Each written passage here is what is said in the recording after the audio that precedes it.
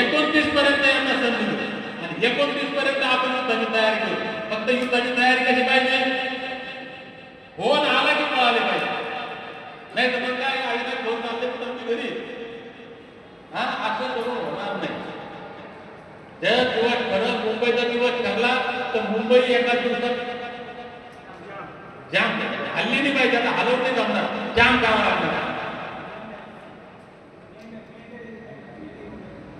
हा मेंढ्या घेऊन काय तर चांगली कल्पना आहे ना. अरे मेंढरा मागचे जेवढे ती हेच मुंबईत बसत एवढे आपल्याकडे मेंढरा ठेवायला जागा लागत त्यावेळेस असं म्हणलं होतो. नाही आले तर मग तुम्हाला लागेल. भावांनो, मी प्रामाणिकपणे तुम्हाला एक गोष्ट सांगतो.